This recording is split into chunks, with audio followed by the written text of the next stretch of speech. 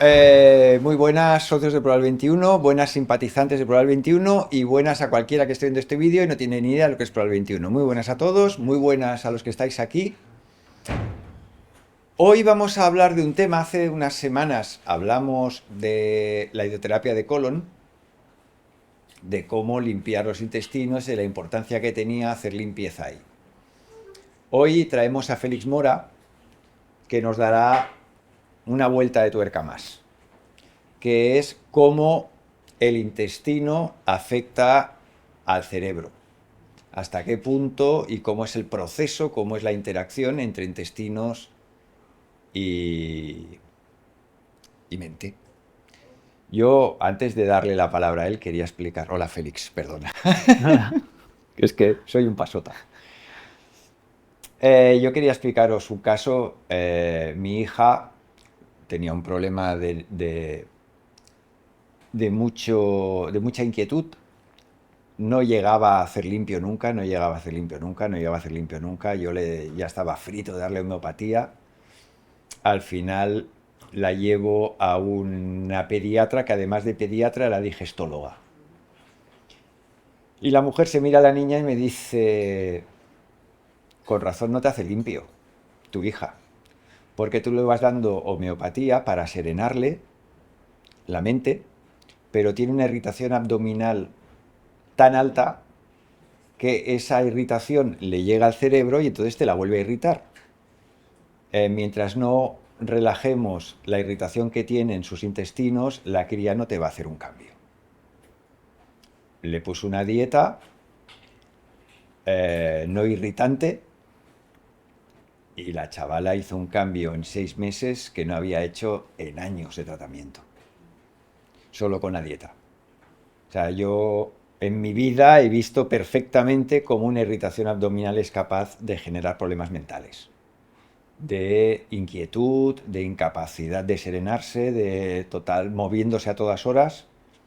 Y ahora la cría se tumba en el sofá y es capaz de quedarse una hora tumbada viendo una serie. No sé qué es mejor, antes al menos se movía.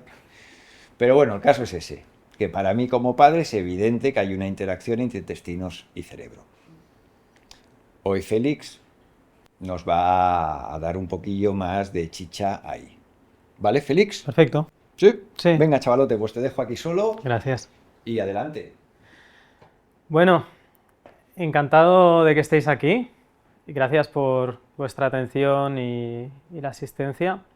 Y bueno, empiezo un poco presentándome. Soy una persona que siempre se ha interesado mucho por la salud y en general, tanto la salud mental como la física. De hecho, empecé a apasionarme un poco por querer entender a las demás personas y cómo distintos problemas surgían, ¿no?, entre la interacción entre nosotros y también cómo nos comunicábamos con nosotros mismos, no solo entre otros seres humanos, sino la comunicación personal que tenemos con nosotros. Entonces empecé a estudiar la carrera de psicología, trabajo de psicólogo actualmente y también me interesé por la salud física y dije, ostras, comemos cada día, bebemos cada día, quizás la salud física es importante tenerla en cuenta también desde un punto de vista alimentario, es decir, lo que ingiero cada día dentro de mi organismo quizá tiene un impacto también en mi salud mental y viceversa. Entonces empecé a estudiar un técnico superior en dietética y nutrición y también actualmente trabajo como dietista. Aparte me apasiona la medicina, la investigación, más bien la fisiología, es decir, entender cómo el cuerpo humano realiza distintas funciones y cómo funciona todos los procesos, desde que empiezan hasta que acaban.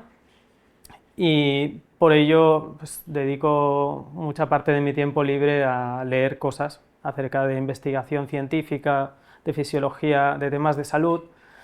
Y me decidí por ciertos motivos personales a dar esta charla sobre la comunicación intestino-cerebro, porque se habla mucho de microbiota, se habla mucho del que si el intestino es el segundo cerebro y de muchas otras cosas más que se ven por allí, pero realmente entender la salud desde una perspectiva más integrativa, es decir, no focalizarnos simplemente en la microbiota, es lo que se entiende, ¿no?, como eje intestino-cerebro, quizás dar más información acerca de esto y todo lo que está implicado nos ayuda también a tratar distintos problemas de salud, tanto mentales como físicos, es decir, trastornos psicológicos, desequilibrios mentales o trastornos, en este caso, aunque se podría abrir mucho más el espectro, de problemas gastrointestinales, más concretamente de los intestinos, que es lo que se suele hablar más, ¿no? Relacionado con este eje, intestino-cerebro, ya lo dice el nombre.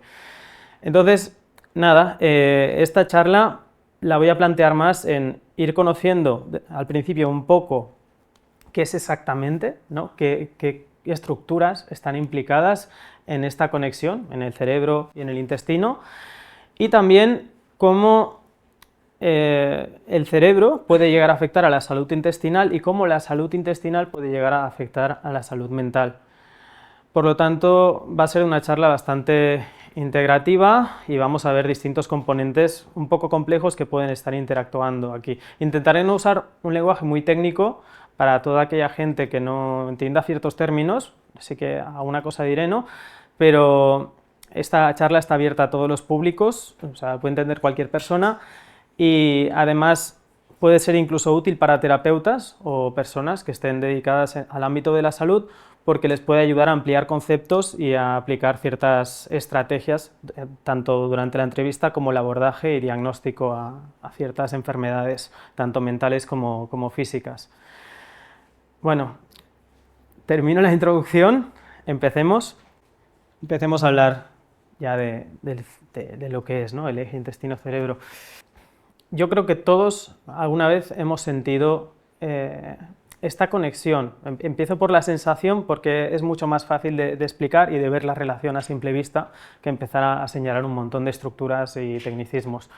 Entonces, ¿quién no, por ejemplo, ha sentido náuseas, ¿no? o ha tenido como nervios a la hora de enfrentarse a una situación en la que pues había como preocupaciones, ¿no? Había cierto estrés agudo? Por ejemplo, yo ahora mismo estoy dando una presentación. ¿Quién alguna vez no ha tenido que dar una presentación, se ha puesto nervioso, ha tenido que ir al baño justo antes o le han empezado a entrar náuseas, incluso ha podido llegar a vomitar? Estas sensaciones físicas, ¿no? También quien no se ha enamorado y ha tenido alguna sensación también física, un rubor facial, quizás una rojez, o esa sensación de que aparecen como mariposas en el estómago, ¿no? También, bueno, puede haber esto, ¿no? Cambios en el tránsito intestinal en función de cómo estemos. Esto puede pasar también con cualquier emoción, ya sea tristeza, enfado, estrés, susto, disgusto, sorpresa. Es decir, vemos, en cuanto a nuestra experiencia, una clara relación entre lo que nos pasa a nivel emocional y cómo esto se manifiesta a nivel físico, ¿cierto? Por lo tanto, aquí ya vemos que hay una conexión muy clara y además muy inmediata, ¿no? Me pongo nervioso, me pasa esto. He tenido una discusión hoy y se ha manifestado así. Me enfado y me vuelvo rojo, o siento vergüenza y también me vuelvo rojo. Y mi postura física también cambia, ¿no? Si estoy a la defensiva, quizá me cruzo de brazos. O si estamos hablando más distendidamente, en un ambiente en el que me sienta tranquilo, quizá estoy muy abierto o con una postura muy relajada.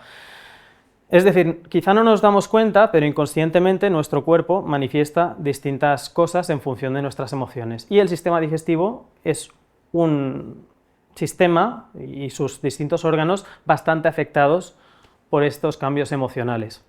Fijaos que tenemos unas 200 millones de neuronas en el sistema digestivo.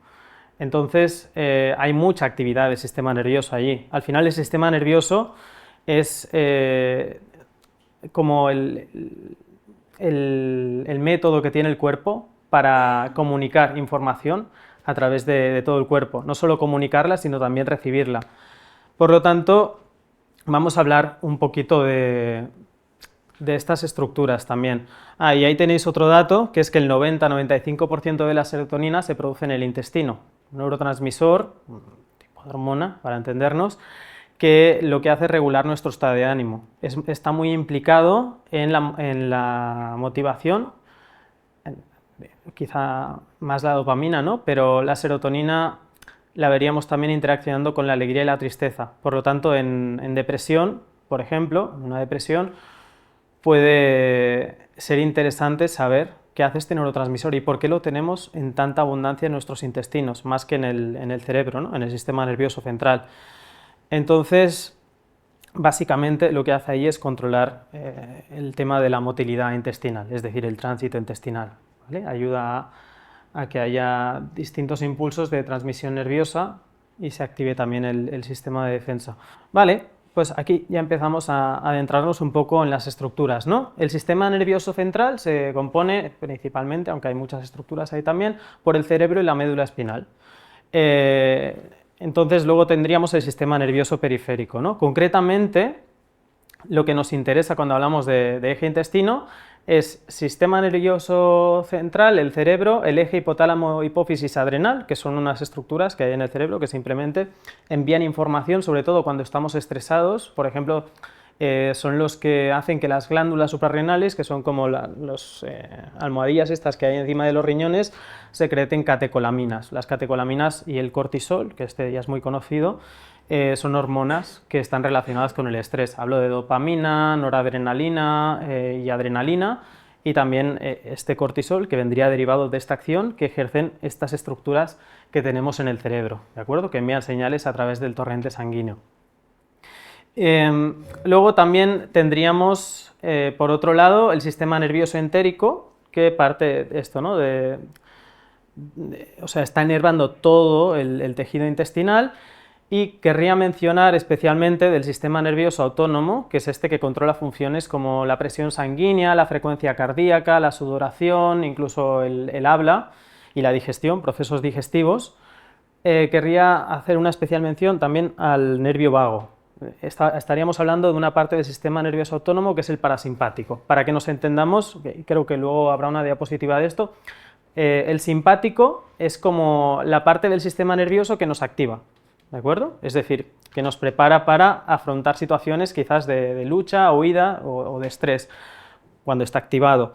Y en cambio el parasimpático es el que está relacionado con la relajación. Precisamente cuando más relajados estamos es cuando nuestro sistema digestivo, nuestros intestinos, nuestro estómago está funcionando en mejores condiciones para realizar todas sus funciones y sus procesos. Vale, ahí tenéis un poco de las estructuras de las que he hablado, si me puedes pasar. Ahí tenéis, lo podéis buscar también, porque hay mucha información sobre esto, pero al final el sistema nervioso simpático y el parasimpático, de los que estaba hablando ahora, están implicados en la regulación de muchos procesos físicos. Pero esto es lo principal que me gustaría que quedase claro en cuanto a la relación, incluso el tratamiento y la terapia enfocados al eje intestino-cerebro. Es decir, si yo cuando estoy más estresado o tengo más ansiedad, sé que mi sistema nervioso simpático está más activo, sé que mi cuerpo no está tan preparado para afrontar otro tipo de procesos como pueden ser los procesos digestivos. Es normal que si estoy estresado, pues se me quite el hambre, o si estoy estresado me entren náuseas o incluso vomite. ¿Por qué? Porque hay una sobreactivación del sistema nervioso simpático que impide a mi sistema nervioso parasimpático que active esas funciones, ¿no? Y favorezca el funcionamiento del sistema digestivo. Ahí lo tenéis, ¿vale? Activación simpática, hay menor actividad gastrointestinal, y activación parasimpática, hay mayor motilidad y secreción. Cuando hablo de motilidad, estoy hablando del movimiento que hacen los intestinos, el peristantismo intestinal, para ir empujando el bolo alimenticio, el quimo, el kilo, es decir, todo lo que estamos digiriendo hacia abajo, que es hacia donde tiene que ir yendo, ¿vale? Del cuerpo. Es decir, tenemos el esófago, el estómago, luego tenemos el intestino delgado, el duodeno, el yeyuno, el ilion, el colon transverso, el sigmoideo, el ascendente, el descendente, y todo esto ha de ir progresando, lo que ingerimos, ¿de acuerdo? Esto lo realiza evidentemente la musculatura del sistema digestivo, pero está influenciada por la actuación del sistema nervioso parasimpático. Y las secreciones también, que son muy importantes y luego las mencionaré. En esta otra diapositiva lo que podemos ver es otra parte bastante olvidada cuando se habla del eje intestino-cerebro, y es que no es solo microbiota.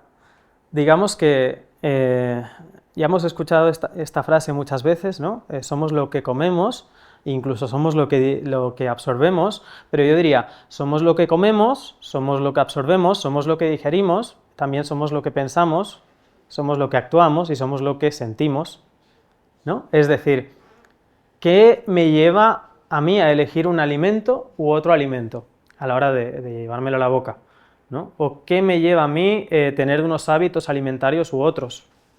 ¿No? ¿Qué me lleva a mí sentirme culpable por algo que acabo de comer? ¿O qué me lleva a mí no seguir las indicaciones de un profesional, ¿no?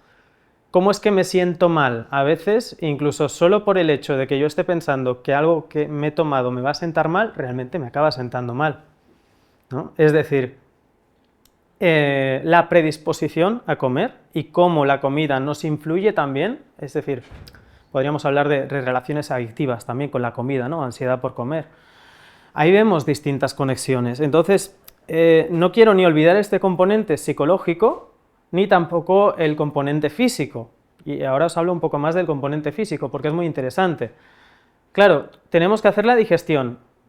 Primero hacemos una digestión mecánica en la boca, ¿no? Y va bajando todo el alimento, ya predigerido, con ciertas enzimas, pero donde hay más digestión química es en el estómago, en el intestino y en el intestino delgado, ¿vale?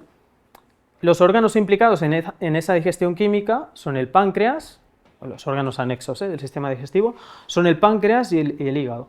Y luego tendríamos la vesícula biliar, que acumula un poco de bilis. Esto, ¿no? Tenemos estos órganos que lo que hacen es liberar ciertas secreciones químicas en los intestinos, ¿vale? En los intestinos y en el estómago, es decir, tendríamos, por ejemplo, el famoso ácido clorhídrico, el pepsinógeno, tendríamos distintas enzimas también, tanto pancreáticas como la bilis, ¿no? De la vesícula biliar también. Y esto es importante porque si nosotros no digerimos bien los alimentos, tampoco los absorbemos. Y lo que absorbemos es muy necesario también para nuestra salud mental, es decir, nuestro cerebro, nuestro sistema nervioso, nuestras células necesitan cierta nutrición también. Por eso me parece muy extraño, ¿no? Olvidarnos de que cuando hablamos de eje intestino-cerebro también estamos hablando de cómo nutrir a ese eje intestino-cerebro, ¿no?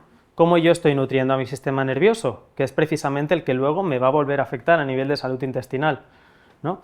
Ahí ya tenemos otra relación entre estos sistemas que se suele obviar. Y por último, me gustaría mencionar, quizá con esta diapositiva se ve bastante claro, y es nuestro sistema de defensa. Tenemos barreras de defensa en nuestro cuerpo que impiden pues, que ciertas sustancias entren en nuestro torrente sanguíneo y desencadenen distintas respuestas inmunológicas.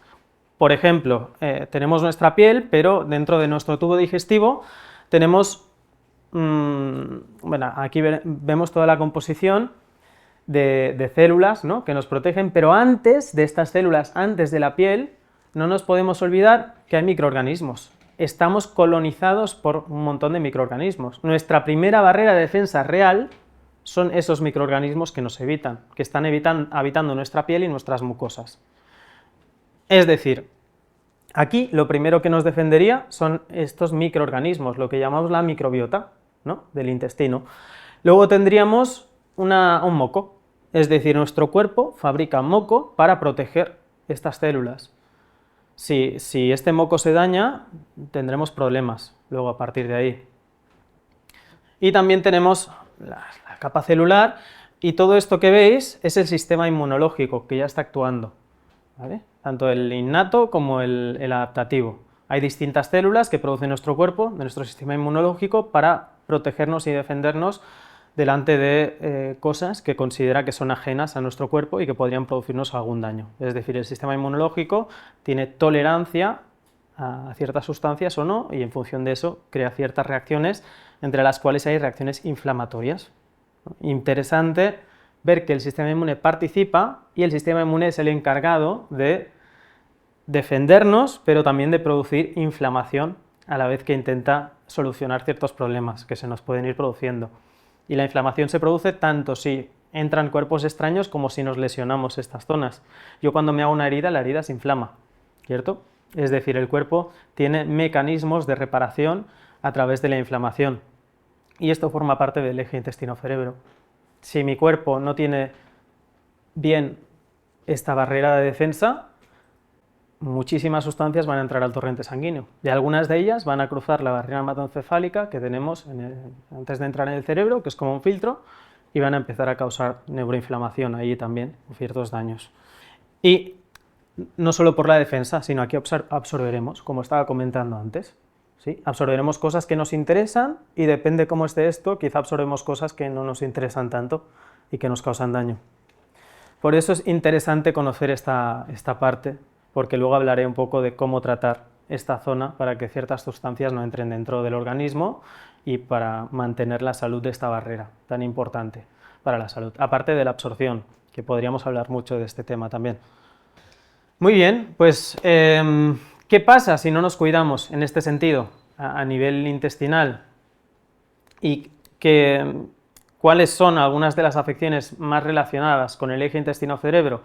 Pues el síndrome del intestino irritable es uno de ellos. ¿De acuerdo? El síndrome del intestino irritable se dice que no se conoce la causa normalmente, ¿no? Y muchos problemas que no se sabe cuáles son su origen, pues al final se acaban diagnosticando como síndrome del intestino irritable. Tanto si hay problemas de estreñimiento, de diarrea o ambos, ¿no? Mi médico digestivo, mi gastroenterólogo me ha diagnosticado síndrome del intestino irritable. ¿Qué puedo hacer? Pues muchas veces poco tratamiento dan, más bien a nivel dietético, cuidarse un poco, ¿no? Y quizá tomar algún suplemento que pueda ayudar, pero nadie se centra mucho, que yo sepa, ¿no? Sobre todo en la medicina convencional, a buscar el origen de lo que está pasando detrás de esto. Y uno de los orígenes que se ha investigado bastante a nivel científico es la influencia que tiene el estrés en el síndrome del intestino irritable. Es decir, personas que tienen más estrés crónico o más activación del sistema simpático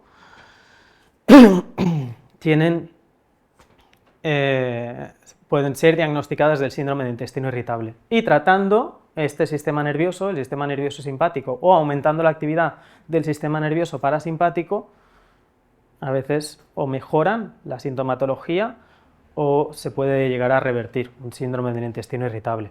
Aparte de más cosas, ¿no? Dentro de esta enfermedad que podríamos comentar. La candidiasis o el Helicobacter pylori, es decir, si estoy diciendo que las secreciones, es decir, si yo estoy secretando más ácido clorhídrico a través del estómago o más bicarbonato a través de las sales pancreáticas, esto implica cambios de pH. Si mi pH, que es un poco, para que nos entendamos, el pH es como decir si algo es más o menos ácido, ¿sí? Entonces, si entendemos que el ácido clorhídrico, que tiene un pH, como su nombre indica, ¿no? Bastante ácido, no está secretándose en suficiente cantidad por las células parietales del estómago, esto hace que el pH ya no sea tan ácido, ¿no? Lo que decimos, se vuelva un poco más alcalino, suba un poco más el pH del estómago. ¿Y qué pasa cuando el pH cambia? Que me viene una bacteria muy conocida que es el Helicobacter pylori y me empieza a colonizar el estómago y empieza a estar en un lugar en el que no debería estar. La Candida albicans, ¿no? Que cuando infecta produce candidiasis, porque también la tenemos y es parte de nuestra flora comensal natural, es decir, puede estar ahí en equilibrio en nuestro cuerpo, es un microorganismo simbiótico. A veces también por cambios de pH, por ejemplo, sobrecrece. Claro, yo estoy más estresado, más ácido clorhídrico, me han detectado Helicobacter pylori porque llevo 5 años con estrés y no me lo he estado tratando. He dejado que pase el tiempo hasta que un organismo ha empezado a colonizar mi estómago. Sobrecrecimiento bacteriano en el intestino delgado, el muy conocido SIBO, ¿no? Que te hacen el test de la lactulosa y en función del hidrógeno y el metano que saques, pues das positivo, entonces tienes que hacer una dieta baja en FODMAPs. Lo mismo, a veces, ¿no? Si hay alteraciones en este eje, de nuevo, tanto por salud mental como por salud física, se ha relacionado con problemas de sobrecrecimiento bacteriano en el intestino que da distintos problemas. Y luego la celiaquía o la sensibilidad no celíaca al gluten, pero yo diría en general cualquier intolerancia o cualquier alergia puede estar también muy relacionada con sobre todo la permeabilidad intestinal, que luego hablaré de esto, del intestino. Mira, aquí lo tenemos, vale, la permeabilidad intestinal. Antes, ¿os acordáis de la imagen que os he puesto en la diapositiva? Que habían como las células del intestino delgado. Habían como entre célula y célula un espacio. Ese espacio se llama tight junction, ¿vale? Es como una unión, ¿no?, que hay entre las células del intestino delgado. Cuando unas microvellosidades que hay en esta barrera intestinal se empieza a dañar, entre estas células se abre como un espacio, se vuelve como el intestino poroso, ¿no?, que se conoce, el intestino colador, y entonces empiezan a colarse sustancias que no deberían estar allí. Se puede diagnosticar si el intestino está permeable de distintas maneras, pero lo que quiero decir es que si se ha alterado, como decía antes, ¿no?, esa barrera de defensa que tenemos, van a entrar cosas que no nos interesan y van a producir, por ejemplo, inflamación más bien local, pero también puede producir inflamación sistémica, es decir, en todo el cuerpo. Porque al final, cuando se activa el sistema inmunológico, se activa todo.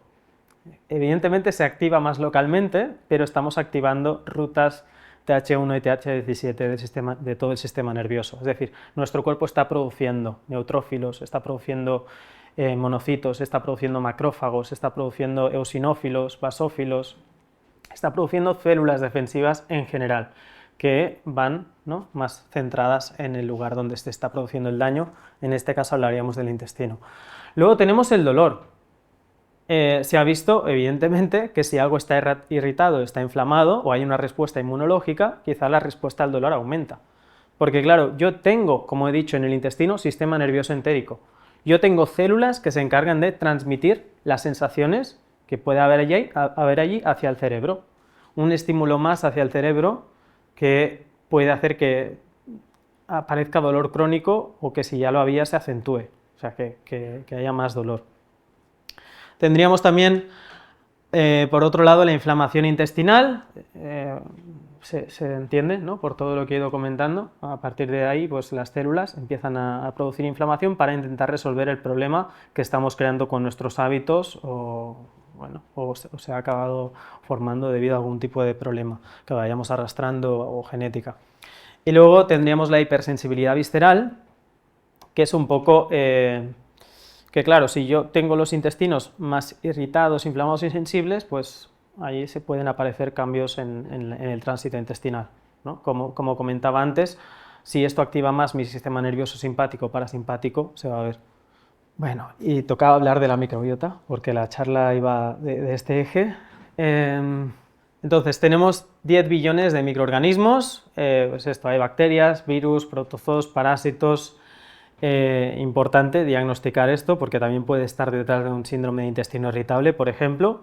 Y antes se especulaba de que el 90% de las células de nuestro cuerpo eran bacterianas en vez de humanas, 10% solo de células humanas. Ahora, según las investigaciones que han salido, se extrapolaría que hay 50% de células bacterianas y 50% de células humanas en nuestro cuerpo. Da un dato. Vale, y si se altera la microbiota, pueden producirse distintos desequilibrios que ahora voy a comentar. Aquí tenía que haber una imagen, pero no está. Sí, deciros que dentro de poco voy a publicar un artículo donde podréis ver todas las imágenes que pongo aquí. Además, siempre pongo al lado de dónde viene la imagen, ¿sí? Bueno, pues tenemos igualmente esta otra foto, bueno, estas dos fotos, donde se ve la parte de... Esto es un poco pronto, pero es la comunicación del nervio vago, ¿vale?, que hace con precisamente la microbiota. Es decir, antes os he dicho que teníamos sistema nervioso simpático y sistema nervioso parasimpático. Digamos que el nervio principal que afecta más al sistema parasimpático, es decir, al sistema de la relajación, es el nervio vago. El nervio vago es un nervio que va desde el tronco del encéfalo, pasa por toda la médula espinal y llega incluso hasta el intestino. Y está muy afectado, o eso se ha demostrado en distintas investigaciones, por lo que tenemos aquí, principalmente por la microbiota y todas las señales inflamatorias que puedan llegar a haber. Entonces estamos diciendo que uno de los nervios más importantes en nuestra relajación física está llegando al intestino. Por lo tanto, es importante que este nervio esté lo mejor equilibrado posible, ¿no? Si está recibiendo señales sensitivas que lo activan, o sea, a nivel de, por ejemplo, de la transmisión del dolor o de la sensitividad, ahí podemos ver distintos cambios también a nivel de la tolerancia, por ejemplo, que podemos tener al estrés, ¿no? Si mi nervio vago está ocupado gestionando cosas de los intestinos, quizá cuando me vengan problemas en mi vida me va a costar un poco más gestionar, ¿no? Si yo estoy teniendo dolor crónico y que me está irritando, no puedo dormir, me encuentro peor, estoy más irritable, cuando me vengan problemas y tenga que lidiar con el estrés, quizá me cuesta más, ¿no? Entonces, esta imagen es muy completa, porque aquí veremos cosas que voy a ir explicando. Por ejemplo, aquí se ve como el eje que comentaba antes, el eje hipotálamo-hipófisis adrenal, estimula la liberación de cortisol, hormona que todo el mundo conoce como la hormona del estrés. Niveles altos de cortisol se asocian con síndrome de intestino irritable, celiaquía, intolerancia al gluten, todo lo que hemos visto antes y otros problemas como las enfermedades inflamatorias intestinales. Tenemos la participación de neurotransmisores, células inmunes, short chain fatty acids, estos son ácidos grasos de cadena corta, y otras sustancias y componentes, ¿no? Y ahí veis cómo la microbiota también está relacionada. Ahí se ven un poco las estructuras y quizá lo interesante es esto, ¿no? La relación que tiene el nervio vago con la depresión o con la memoria o con los procesos de memoria y distintos comportamientos, ¿no? Es decir, se ha visto, esto si no recuerdo mal, en ciertos estudios que el comportamiento humano en función de la integridad del nervio vago cambiaba en cuanto a la motivación para hacer distintas cosas, es decir, y por eso entra ahí la depresión, ¿no? Hay depresiones que la motivación está muy baja y que la persona no quiere ni salir de la cama. Entonces, por eso se ha visto que quizá estimulando el nervio vago, de hecho está demostrado científicamente, mejoramos a veces síntomas depresivos.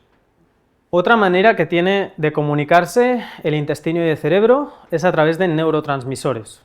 Tenemos como ciertas sustancias que ayudan a transmitir cierta información. Por ejemplo, aquí tenéis el triptófano sería un aminoácido, que es un tipo de proteína, que luego se transforma en 5-hidroxitriptófano, y a partir de ahí el cuerpo puede decidir, ¿hago serotonina o hago melatonina? La melatonina quizá la conocéis como la hormona que ayuda a conciliar el sueño, que ayuda a iniciar el sueño. Mucha gente toma melatonina para poder conciliar el sueño. Y luego, pero se produce de forma natural, también en la glándula pineal en nuestro cerebro. Y luego tenemos la serotonina. La serotonina, como comentaba antes, está relacionada con el estado de ánimo, con la alegría y la tristeza. Pues que sepáis que la microbiota intestinal produce enzimas que ayudan a degradar el triptófano también, ya que este entra y puede absorberse. Es decir, si nuestra microbiota intestinal es saludable, el triptófano y por tanto los niveles de serotonina estarán en condiciones más adecuadas para gestionar cualquier proceso que tenga que hacer el cuerpo. La dopamina relacionada ya con Parkinson o con el Parkinson, ¿no? Una enfermedad neurodegenerativa en la que las neuronas productoras de dopamina se van muriendo, o la depresión, como decía, a nivel motivacional quizá. Aquí tenemos que este neurotransmisor, que por cierto lo que lo forma son otros aminoácidos que son la tirosina y la fenilalanina. Este neurotransmisor lo que hace es mantenerlos más o menos motivados. También es un neurotransmisor, la dopamina, relacionado con el sistema de recompensa, con las drogadicciones. Por lo tanto, es interesante ver que, por ejemplo, ahora no recuerdo el estudio, pero lo podréis ver también en mi artículo. En ratones non-free germ, que se dice, es decir, que les habían quitado la microbiota, veían que luego los niveles de dopamina eran más bajos.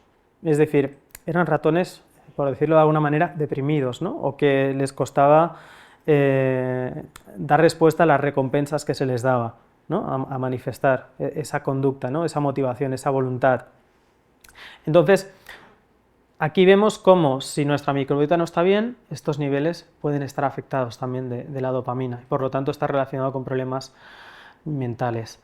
El GABA es otro neurotransmisor que curiosamente, bueno, yo no lo he visto tan difundido, que sería como la hormona de la relajación, del placer, del bienestar.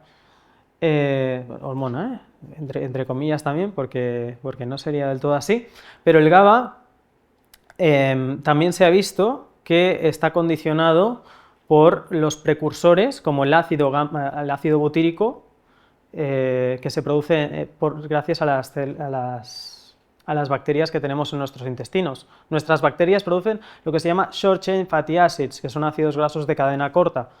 Sería el butirato, el propionato y el acetato. El butirato está relacionado con dar energía a las células del intestino, pero es que además este butirato, este ácido graso, se transporta hasta el cerebro a través del torrente sanguíneo y ayuda al sistema a que se produzca GABA, este ácido gamma aminobutírico, que es un neurotransmisor en el cerebro. Es decir, la producción de una grasa en nuestro intestino nos ayuda a que nuestro cerebro pueda producir una sustancia que nos ayude a relajarnos y a que tengamos sensaciones placenteras. Es así. Luego tenemos el acetato o el propionato también. El propionato está más relacionado también con el hambre y saciedad, ¿no? ¿Cuántas personas quieren perder peso, ¿no? Bueno, sí, esto, ¿no? Regular su composición corporal. Pues ahí también hay una relación importante. Y el acetato también ayuda a la integridad de toda la barrera intestinal y de la microbiota que lo habita, es decir, funcionaría como de nutrición para estas bacterias que nos apoyan y trabajan con nosotros. Y el eje hipotálamo-hipófisis adrenal se ha visto, y no sé si luego hay alguna diapositiva acerca de esto, pero antes he dicho, el estrés activa más el sistema nervioso simpático. Bueno, pues eso hace, por ejemplo, que haya un medio más ácido en el estómago y está relacionado directamente las úlceras gástricas con el estrés, con la activación del eje hipotálamo-hipófisis adrenal. Se libera más CRH, hormona liberadora de corticotropina, y más ACTH, y esto produce que también haya quizá más riesgo a desarrollar ulceraciones, más riesgo a diarrea, a que hayan gases, distensión abdominal, entre otros síntomas intestinales. Vale, un poco lo que iba comentando, ¿no? Pueden haber retrasos en el vaciamiento gástrico intestinal, relaciones entre depresión y ansiedad ante la alteración de la microbiota. El Alzheimer lo pongo más por la acetilcolina, ¿vale? La acetilcolina es otro neurotransmisor importante que necesita de colina para su formación, y la colina también la absorbemos a través de los intestinos. La colina además ayuda al mantenimiento del sistema inmune y puede participar en procesos de dolor. Por lo tanto, esto iría más para la vía de absorción. El Parkinson lo he comentado, trastornos de comportamiento relacionado, ¿no?, con lo que os he comentado antes de los ratones y la dopamina. Cambios de motilidad y sensibilidad visceral, bueno, eso es el movimiento, ¿no?, y la sensación de los intestinos. En esquizofrenia y autismo también se ha visto que la microbiota es distinta, ¿no?, y además está como es pobre, por decirlo de alguna manera, es decir, no es tan diversa, hay menos diversidad microbiana. Y además, aparte, ¿no?, de que quizá los síntomas negativos de la esquizofrenia, que pueden ser una depresión, por ejemplo, pues están relacionados con lo que hemos comentado antes. En cuanto al autismo, al ser una enfermedad de neurodesarrollo, considerada de neurodesarrollo, se ha visto que, de nuevo, en ratones en los que se les había quitado toda la microbiota, el sistema nervioso no se desarrollaba de la misma manera.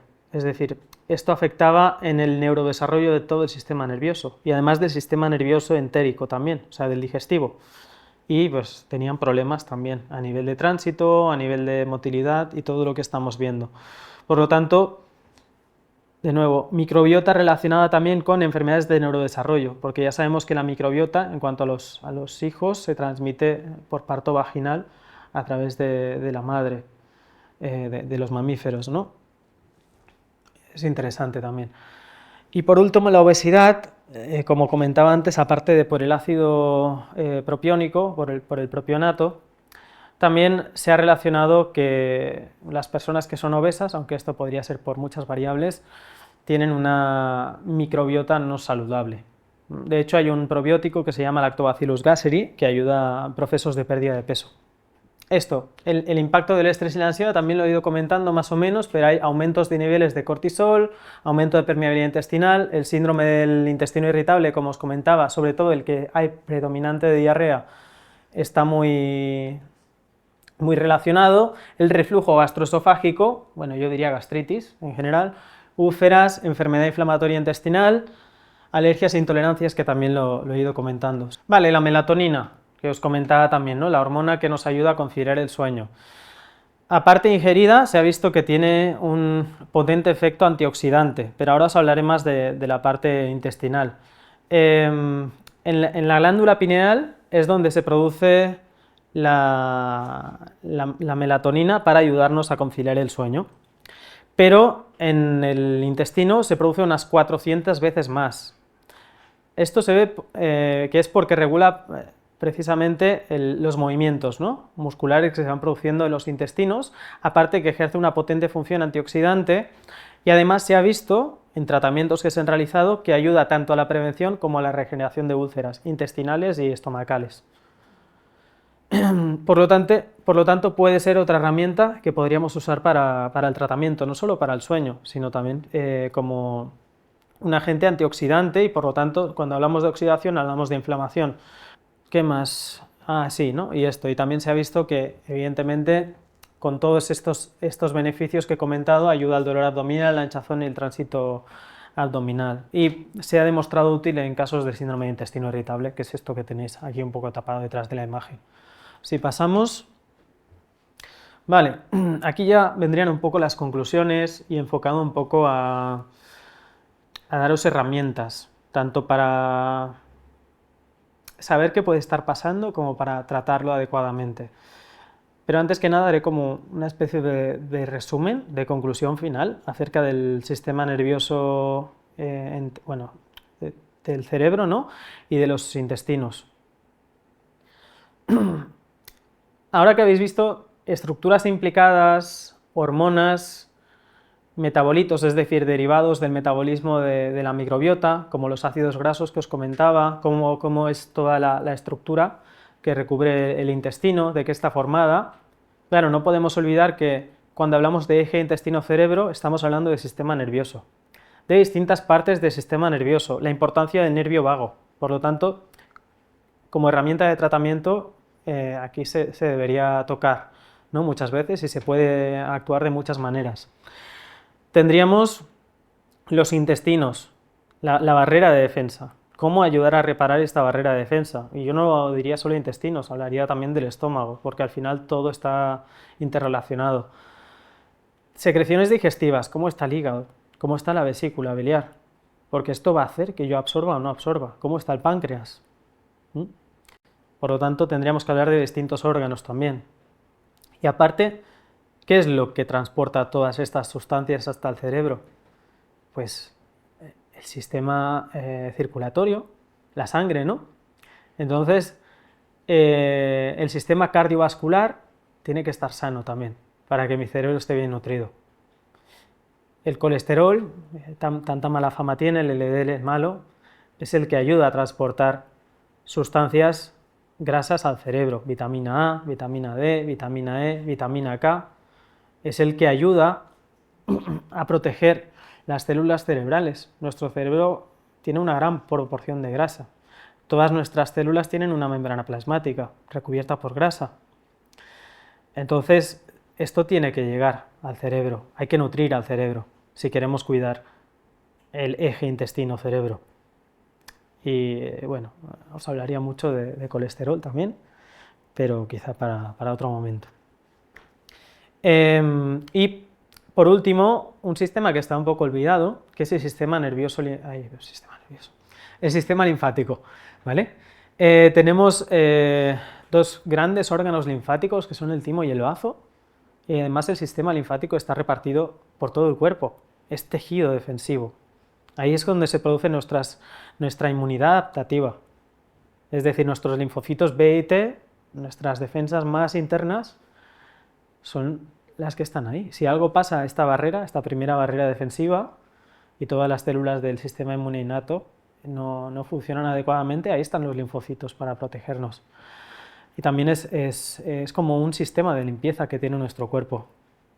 Si no está bien, el cerebro no puede limpiarse adecuadamente ni protegerse. Por lo tanto, yo diría que no olvidemos también que está implicado con el sistema inmunológico, también un poco con el sistema sanguíneo, en este eje intestino-cerebro.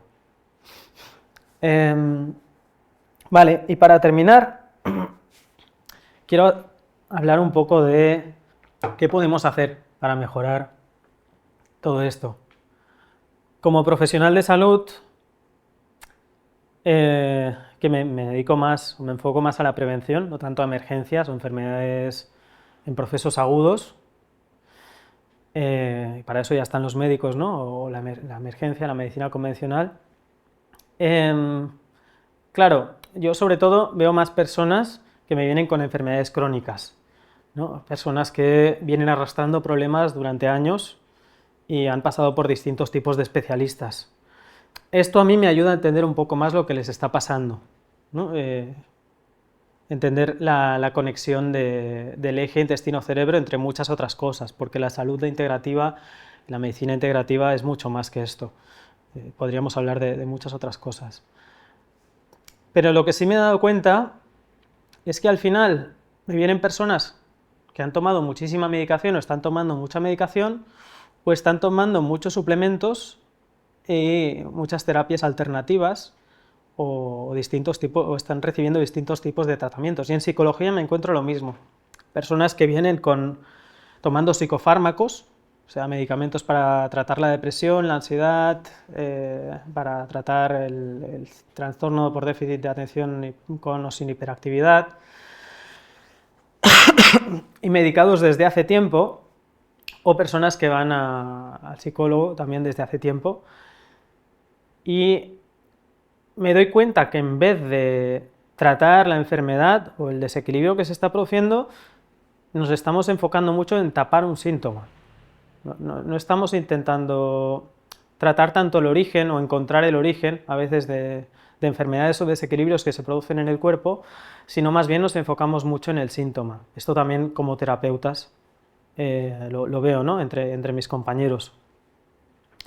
Y a veces ni tratamos eso directamente, sino que aplicamos el mismo tratamiento a muchísimas personas, ¿no? Le damos la misma dieta a todo el mundo, las mismas pautas, los mismos consejos. Al final lo que quiero decir es que habría que intentar individualizar las cosas y también ver qué parches estamos poniendo a nivel de salud. Por lo tanto, mis consejos van a ir enfocados. Voy a dar consejos específicos, pero siempre me gusta centrarme más en consejos generales, porque al final, cuánta gente se está medicando o cuánta gente se está suplementando, pero no está haciendo esfuerzos para dormir mejor, no está siguiendo pautas para dormir mejor, o no está haciendo actividad física, o no se está alimentando bien. Entonces, queremos estar sanos, pero no queremos cambiar los hábitos. Claro, lo que hacemos cada día condiciona nuestra salud. ¿Cómo me voy a tomar, no sé, 5 probióticos en 6 meses y espero que mi salud intestinal vaya a mejorar si cada día estoy comiendo y bebiendo Coca-Cola o refrescos, repostería? ¿Cómo voy a querer que mi microbiota mejore si tengo un estrés y no quiero hacer terapia o no quiero aprender técnicas para gestionar mis emociones, no quiero solucionar un problema, quiero seguir aguantando ciertas situaciones? Bueno, difícilmente, si no tratamos el origen de las cosas, difícilmente algo puede cambiar. Por lo tanto, mis consejos muy básicos: descanso. Bueno, aquí empezamos por la alimentación. Alimentación. Vamos a comer saludable, vamos a comer comida real. Con comida real me refiero a no cosas que estén procesadas o ultraprocesadas, no cosas que se hayan producido en una fábrica. Ya me da igual si es solo una parte, como si es una harina, como si es el pan, porque al final la harina es un procesado, ¿no? No nos encontramos los cereales hechos harina en la naturaleza, por ejemplo. Entonces, evitar cualquier alimento que no esté presente de forma natural. En la naturaleza quizás sería uno de los consejos que os daría. Al final hay que entender que esta microbiota de la que tanto os he hablado se nutre de fibra, sobre todo de fibra soluble, es decir, fibra que va a ser digerida por esas bacterias, que va a alimentar a esas bacterias. Por lo tanto, hay que darles una buena alimentación y nutrición a nuestras bacterias porque van a ser las que van a proteger también esa capa mucosa. Eso son nuestra primera barrera de defensa. Si no la tenemos bien, ahí empezamos ya a tener problemas. Hay que cubrir esa mucosa también, es decir, ayudar a que se regenere, a que se forme esa mucosa. Hay que alimentar a las células que hay debajo también. Y no hay que dar sustancias que dañen.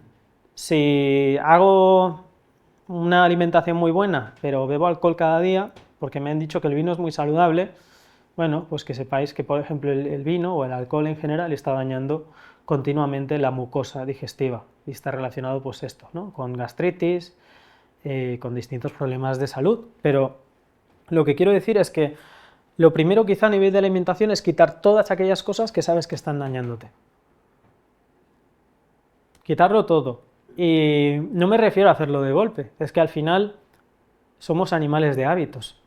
Hay que hacer un tránsito hacia una alimentación más saludable. No podemos quitar de repente algo, porque además esto está muy relacionado con la dopamina. Puede haber adicción y podemos habernos acostumbrado a esto. De hecho, esto lo tienen muy estudiado a nivel de marketing y alimentación para hacer que nos volvamos un poco adictos o muy adictos a los alimentos. Por lo tanto, hay que tratarlo igual, ¿no? En cierta manera como una adicción cuando queremos hacer un cambio de hábitos. Hay gente que lo tiene más fácil y gente que no lo tiene tan fácil. Y ahí a veces es cuando aparece la ansiedad por comer. Entonces, tener en cuenta este componente un poco psicológico, ¿no? A la hora de hacer un cambio de hábitos o de alimentación. La hidratación es muy importante también. Las grasas trans, esto lo podéis investigar también, pero aceites que se han recalentado o que se han puesto en la etiqueta, que podéis ver grasas hidrogenadas, parcialmente hidrogenadas. La sal, los edulcorantes dañan, muchos de ellos se ha visto que dañan la microbiota. Aceites refinados no los recomiendo para salud cardiovascular. Comer moderadamente, evidentemente, es decir, si nos vamos llenando, pues al final hay una distensión del abdomen, ¿no? O sea, hay músculos en nuestros intestinos, hay músculos en nuestro estómago. A medida que envejecemos, estos músculos se vuelven más débiles. Pues no nos vayamos dañando a nivel muscular, ¿no? O sea, no vayamos forzando nuestro cuerpo. Igual que sé que no tengo que coger cierto peso porque me puedo dañar la columna vertebral, pues no hay que darle mucho peso tampoco al sistema digestivo, porque al final la comida pesa. Y lo vemos porque nos llenamos, ¿no? Se nos ve la barriga cuando nos empachamos a algo. Potenciar verduras de hoja verde, sobre todo las amargas, ayudan a limpiar los intestinos, ayuda a mejorar la motilidad intestinal, ayuda a favorecer movimiento migratorio complejo. Además, todos aquellos alimentos que son amargos, café, alcachofa, puerro, además hay suplementos, ¿no?, que son amargos, ayudan a la depuración del hígado y la vesícula, porque lo amargo estimula la secreción de bilis. Por lo tanto, ya estamos ayudando a esos órganos que os decía que están muy implicados en la salud intestinal y digestiva. Pescado azul por omega 3, podría hablar mucho de esto también. Ingesta adecuada de proteína y fibra. La proteína.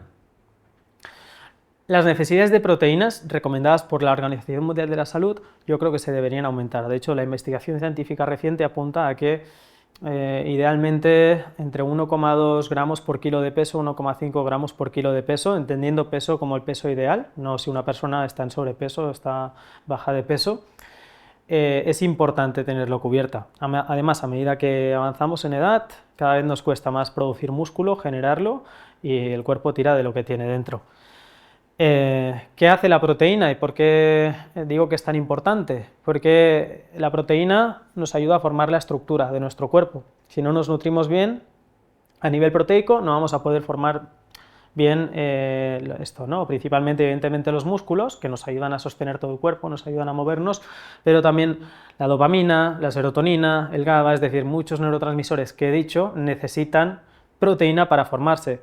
¿Cómo puede ser que yo esté tomando un suplemento de triptófano, que es un aminoácido, es un derivado de proteína, pero no esté teniendo cubiertas las necesidades básicas que necesita mi cuerpo de proteína? Estoy perdiendo ese triptófano, ¿no? Es decir, mi cuerpo va a priorizar lo que necesita, lo más básico que necesite. Si yo no tengo las necesidades cubiertas de proteína, todo lo que yo le dé extra de proteína, puedo tomar proteína whey o cualquier complejo que lleve aminoácidos.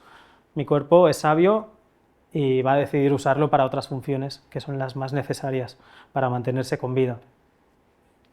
Entonces, a veces lo que quiero decir es que estamos tomando muchos suplementos, pero no estamos cubriendo necesidades básicas de nuestro cuerpo.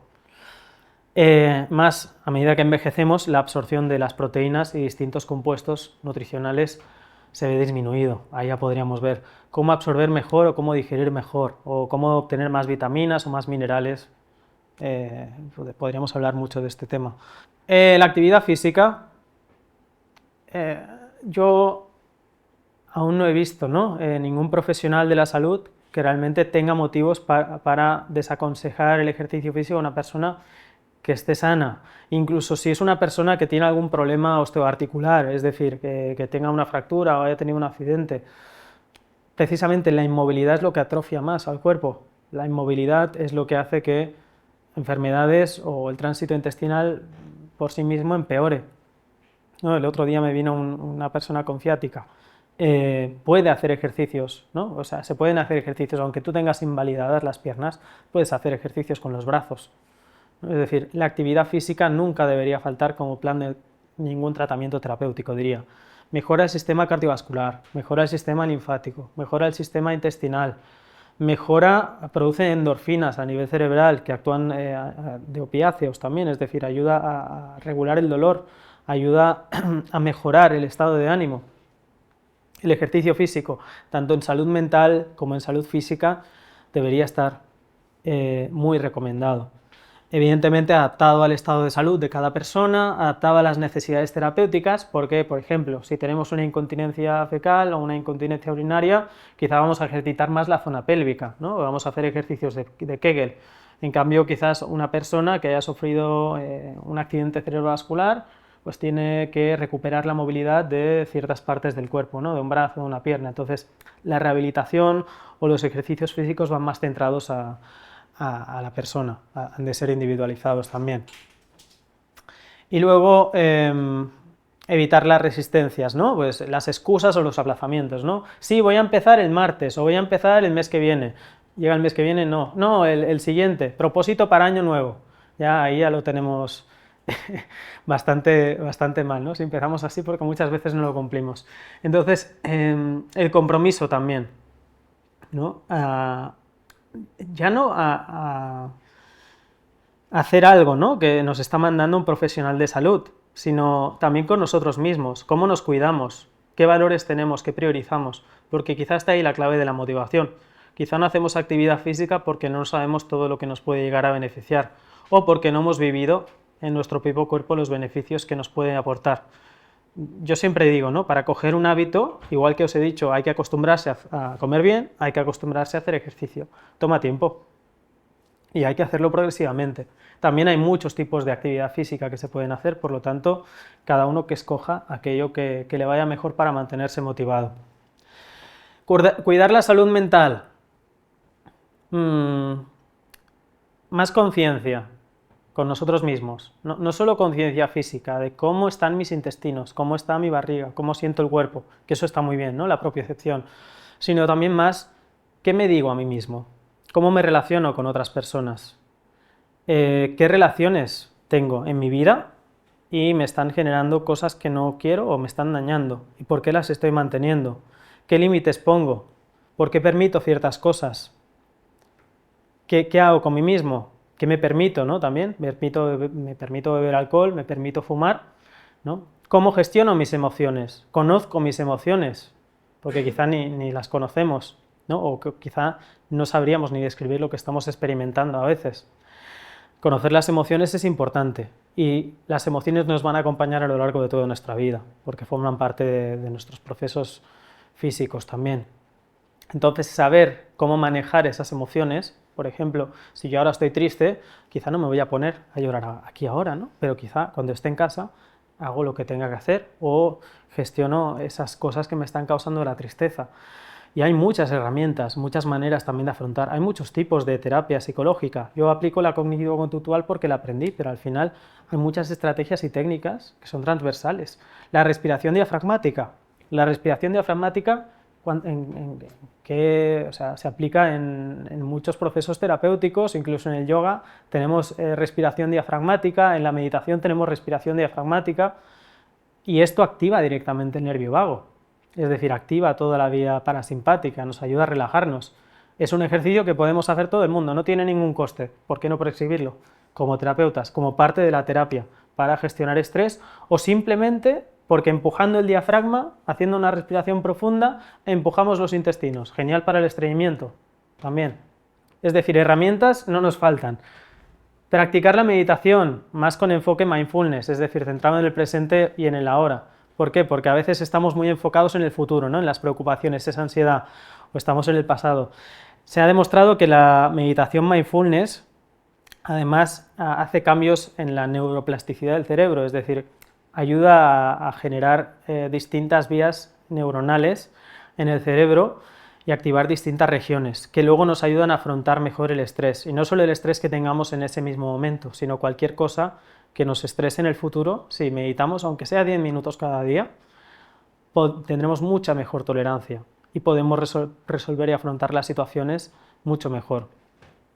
También para meditar no hace falta nada, no hace falta gastarse nada.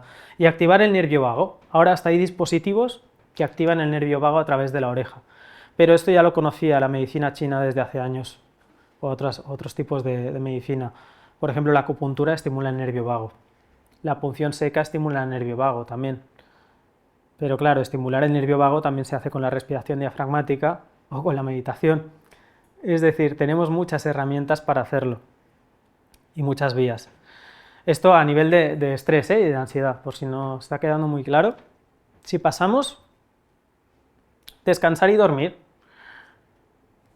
Cuando dormimos codificamos la memoria que hemos ido recibiendo, los estímulos durante el día se van codificando mientras dormimos, por lo tanto es importante para personas que puedan tener pérdidas de memoria. Aparte, reduce la neuroinflamación, niebla mental, fibromialgia, ciertos problemas neurológicos, neurodegenerativos, enfermedades inflamatorias.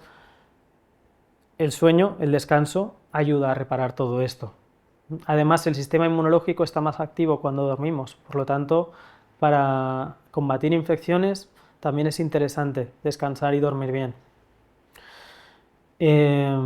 Precisamente también, antes no lo he comentado, pero el GABA, el neurotransmisor GABA, está implicado a partir de la tercera hora en la que empezamos a dormir, de 3 a 6 horas que llevamos de sueño seguido durante la noche. Entonces es muy interesante para la reparación intestinal y para la reparación de los procesos que tenga el cerebro. Cuidar relaciones sociales, esto lo he ido diciendo un poco, evitar drogas. También evitar estimulantes, es decir, si yo estoy tratando de relajarme, pues cuidado con el café, cuidado con el té, cuidado con el Red Bull, cuidado con el chocolate, cuidado con sustancias que puedan excitar el sistema simpático, ¿no? Que puedan activar el sistema del estrés. Y reducir el uso de medicación o evitarlo cuando no sea necesario. A veces, evidentemente, una medicación es necesaria para toda la vida, por genética o porque hemos tenido malos hábitos y esto nos ha llevado allí. Pero no tenemos que dejar de olvidar que tanto los tratamientos naturales como los convencionales médicos tienen efectos secundarios y efectos adversos. Y hay partes de nuestro cuerpo que se pueden dañar a medida que vamos usando esos medicamentos o esas plantas o estos suplementos. Yo os diría, el cuerpo humano, una persona, en una condición saludable, necesita depender de algo externo, o si yo tengo una enfermedad o si tengo algún desequilibrio de salud, siempre está justificado tener que depender de una medicación y además durante años, es decir, crónicamente, para que me pueda producir distintos daños. No siempre. Una persona diabética tipo 1 quizá no tiene más remedio que pincharse insulina, ¿no? O una persona pues, que tenga problemas con la presión arterial porque le ha salido un proceso tumoral o ha llevado una mala vida y se ha dañado las arterias.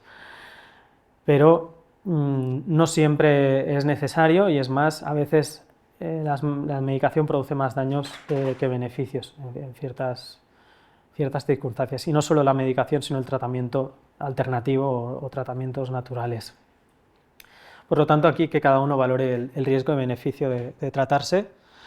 Por último, a nivel de tratamiento, si pasamos la diapositiva, estimular el nervio vago se ha visto beneficioso en esto: ansiedad, estrés, depresión, impacto en la memoria, dolor crónico, epilepsia refractaria, prevención del autismo y en procesos traumáticos. Si pasamos, creo que ya está. Vale. Podría seguir hablando mucho más, ¿vale? Y comentando muchas cosas. Quizás ahora voy a dar simplemente algunas cosas interesantes que no he ido comentando, pero ya más específicas. Hay marcadores intestinales para valorar si mi intestino está inflamado. La calprotectina, por ejemplo. La zonulina me dice si hay permeabilidad intestinal. Luego, si me hacen una biopsia, me pueden mirar si las vellosidades están dañadas con la escala de Marsh. También podemos hacer un cultivo microbiológico por si hay parásitos en el intestino y esto está relacionado con el intestino irritable. También podemos ver, no sé, esto si hubiese sangre oculta en heces porque hay úlceras, ¿vale? Esto se puede mirar todo en las heces. En la saliva se pueden mirar hormonas como el cortisol. En la sangre también, pero es más fiable en la saliva. Y luego tenemos, y no hemos hablado de esto, pero cómo se degradan, ¿no? La hormona del estrés, el cortisol, cómo la metaboliza mi organismo, ¿no? Que sepáis que hay una hormona que es la DHEA y en función del estado de la ruta de detoxificación de sulfatación de mi hígado, funcionará mejor o peor. Esto también se puede medir en sangre. También tenemos análisis específicos microbiológicos que se pueden hacer en laboratorios, eso es pagando más. Yo no le recomendaría, a no ser que ya se hayan probado muchas cosas y nada esté funcionando y no sepamos qué está pasando. Hay análisis de ácidos orgánicos que nos dicen cómo está el metabolismo, interesante en enfermedades de salud mental también, porque hay veces, ¿no?, que las enfermedades de salud mental vienen precisamente por déficits vitamínicos o minerales, magnesio, vitaminas del grupo B, y esto se puede suplementar. Se puede suplementar y también se puede ver a través de ciertas analíticas. Bueno, a nivel de diagnóstico creo que es más o menos lo que os quería comentar, quizá podríamos hablar de otras cosas.